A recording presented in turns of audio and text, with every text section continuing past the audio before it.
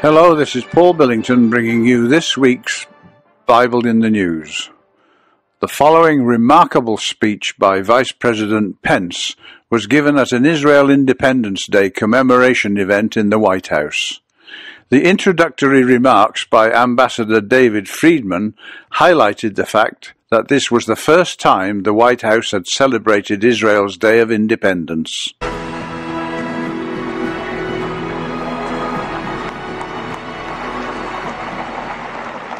President Lillian Pincus, Ambassador Ron Dermer, members of Congress, Israeli ministers, members of the Knesset, distinguished guests, friends, and fellow Americans.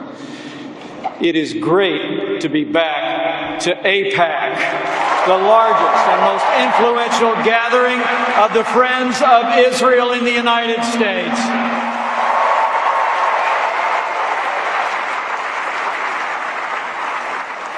And it is my great privilege to speak before you tonight on behalf of a true friend of Israel, a courageous defender of freedom, the 45th President of the United States of America, President Donald Trump.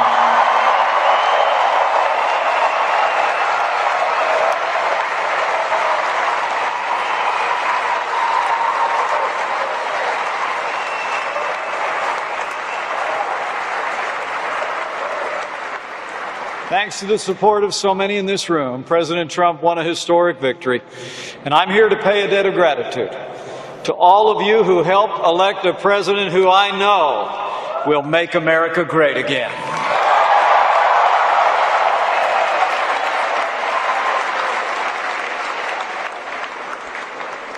And you know, it's a particular honor for me to be with you here tonight.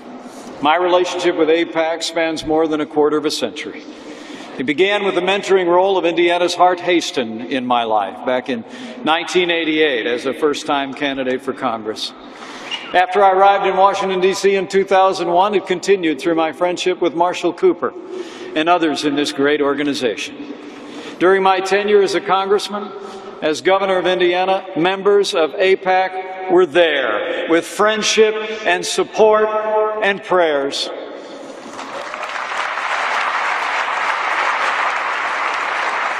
And let me just say, it's actually very hard for me to express before those friends of so many years the profound humility and gratitude I feel to stand before you tonight as the 48th Vice President of the United States of America.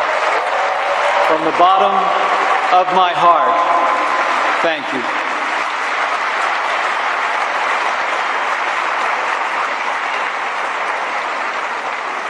And it's the greatest honor of my life to serve as Vice President to President Donald Trump. I'm proud to call him my friend.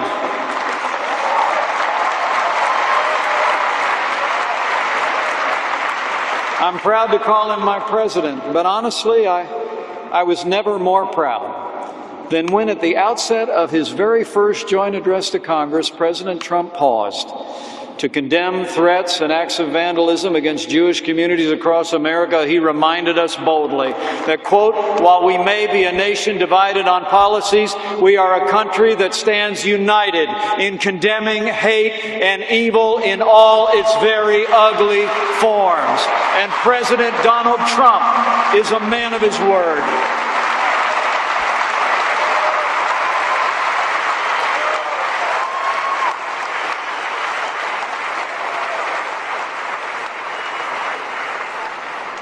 And he's a man of action. For the first time in a long time, America has a president who will stand with our allies and stand up to our enemies.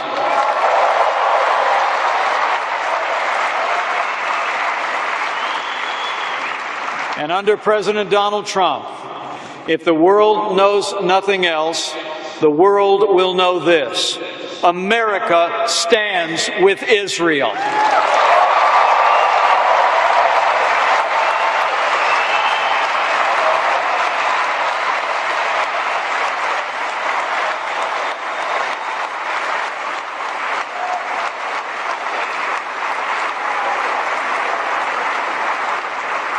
President Trump and I stand with Israel for the same reason every freedom-loving American stands with Israel. Because her cause is our cause. Her values are our values. And her fight is our fight. And President Trump is a lifelong friend of Israel. I've seen it firsthand, the President's deep affection for Israel and all who cherish her. It was the morning after the election. I was in the room when Prime Minister Netanyahu called to congratulate the President on that great victory. I heard President Trump express his unwavering support for Israel and the Jewish people, support he would reiterate last month when he welcomed the Prime Minister to the White House to reaffirm the enduring bond between our nations and our peoples.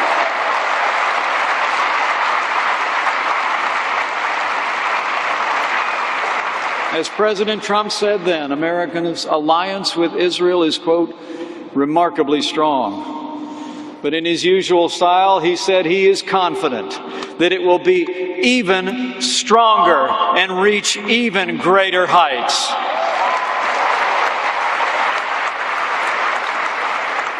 Now, for my part, my Christian upbringing compels me to cherish Israel. The songs of the land and the people of Israel were the anthems of my youth. My wife and I had the privilege of visiting Israel in 2004 and again in 2008. And we fulfilled a lifelong dream to bring all three of our children to the Holy Land in December of 2014.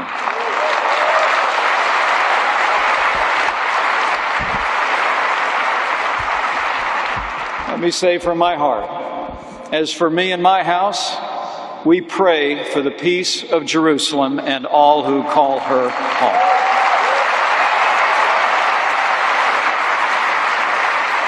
And I say with confidence to all gathered here, President Trump and I stand without apology for Israel, and we always will.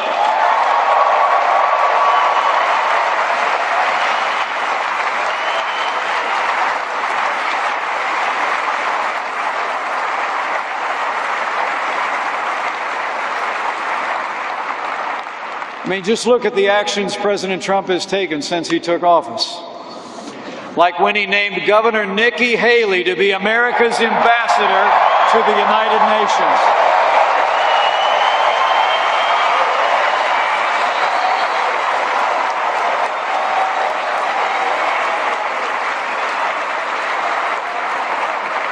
As you'll hear tomorrow night, Ambassador Haley is already fighting tirelessly to end the one-sided actions at the UN that unfairly target Israel. And under President Trump, the United States will no longer allow the United Nations to be used as a forum for invective against Israel or the West.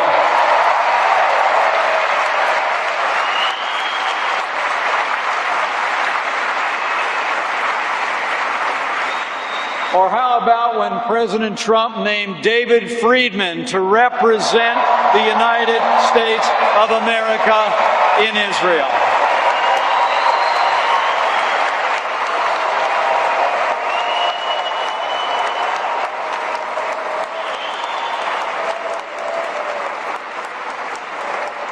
David is an unabashed advocate for a stronger Israel-America relationship, and our friendship will be stronger after he gets sworn in as ambassador. And I got to tell you, I just can't wait.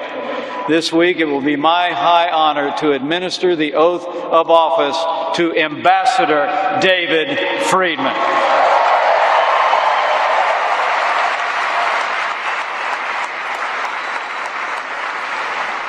And know this, after decades of simply talking about it, the President of the United States is giving serious consideration to moving the American embassy from Tel Aviv to Jerusalem.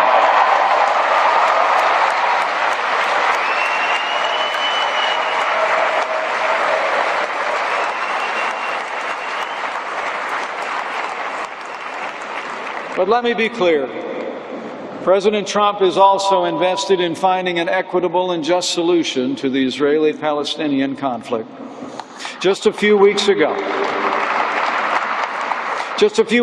the President dispatched Jason Greenblatt, his special representative for international negotiations, to visit Israel and the Palestinian territories and to bring a message that President Trump is committed to forging a lasting peace in the Middle East. Just last week, Jason hosted a senior Israeli delegation led by Prime Minister Netanyahu's chief of staff to continue these discussions. And while there will undoubtedly have to be compromises, I can assure you all, President Trump will never compromise the safety and security of the Jewish state of Israel.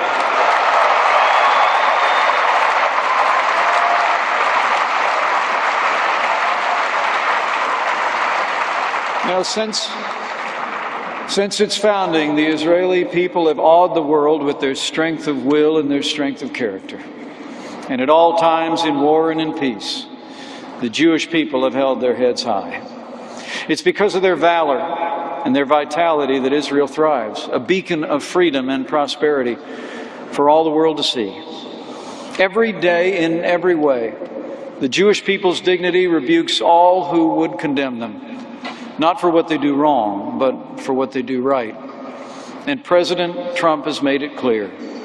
America stands alongside Israel as friends and as allies, and together we will confront those enemies who threaten our people and all that we hold dear.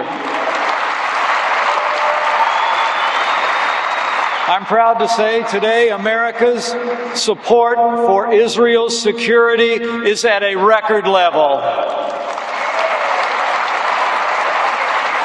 And President Trump has made it absolutely clear. Our commitment to Israel's defense is non-negotiable. Not now, not ever.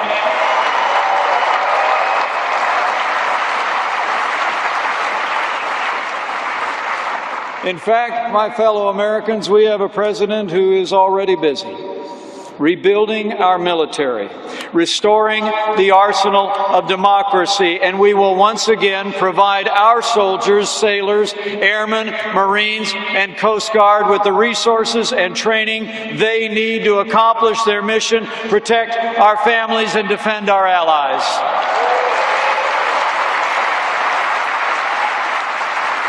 And in President Trump, America has a leader who will call our enemies by their name.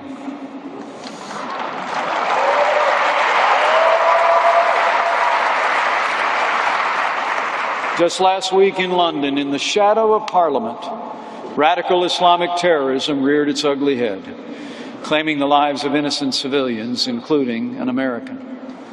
At this very moment, our administration is crafting plans to defeat radical Islamic terrorism so it can no longer bring violence to our enemies, to our allies, or inspire violence here at home. And let me be clear, President Trump is working with our military. The American people can know this. We will hunt down and destroy ISIS at its source so it can no longer threaten our people, our allies, or our most cherished ally, Israel.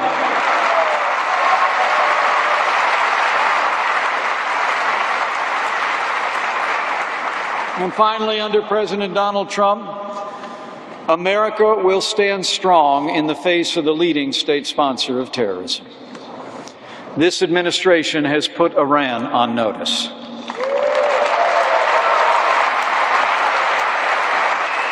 America will no longer tolerate Iran's efforts to destabilize the region and jeopardize Israel's security. The Ayatollahs in Tehran openly admit their desire to wipe Israel off the map and drive its people into the sea.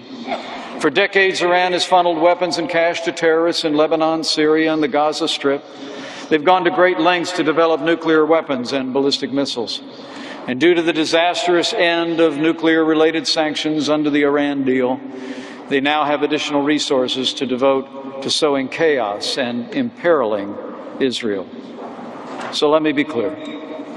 Under President Donald Trump, the United States of America will not allow Iran to develop a nuclear weapon. This is our solemn promise to you, to Israel, and to the world.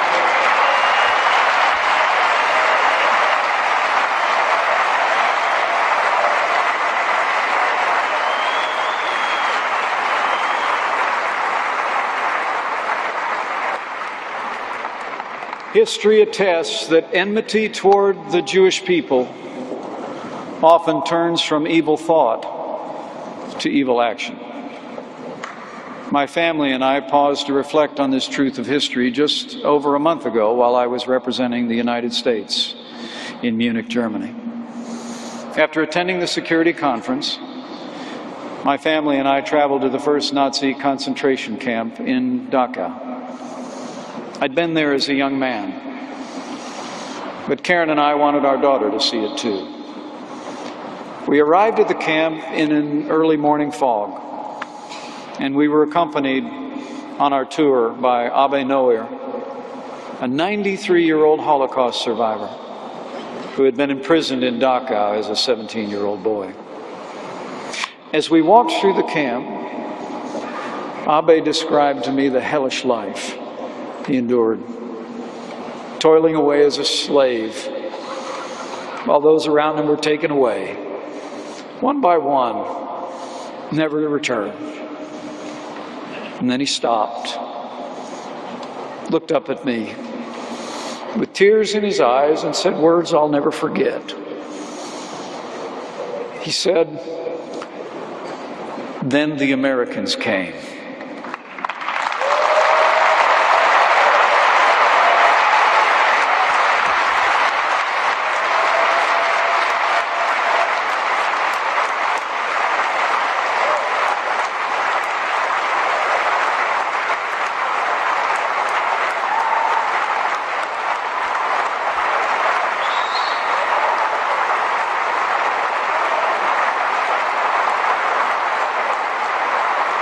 I was so proud.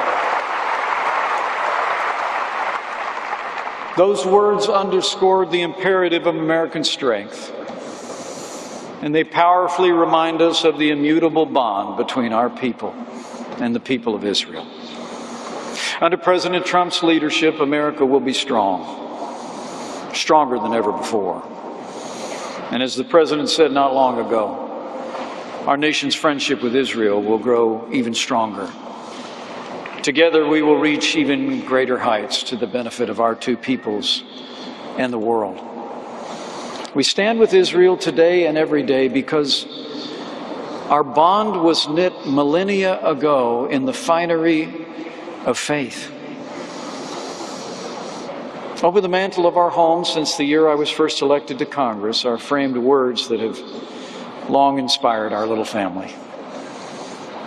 We had them in our home in a small town in Indiana. We had them in the governor's residence. And now they're displayed over the mantle in the home of the Vice President of the United States. They come from the book of Jeremiah, and they read, "For I know the plans I have for you, plans to prosper you and not to harm you, plans to give you hope and a future." These words are as true today as they were in millennia past, and they should give us, all of us, renewed hope that even in these troubled times of widening challenges and unknowable threats, that our bond is unbreakable and our future is bright. And I know with all of my heart that with your help,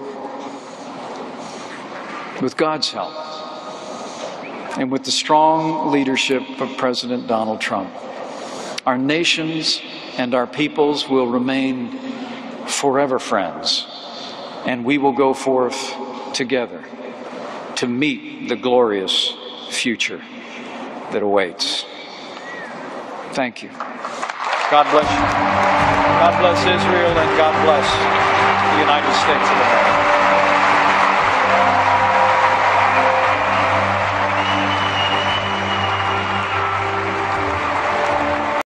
Thank you for listening to this week's Bible in the News. The incredible events just show us how Bible prophecy is being fulfilled on a continuing basis. Please listen again next week to BibleInTheNews.com. Thank you.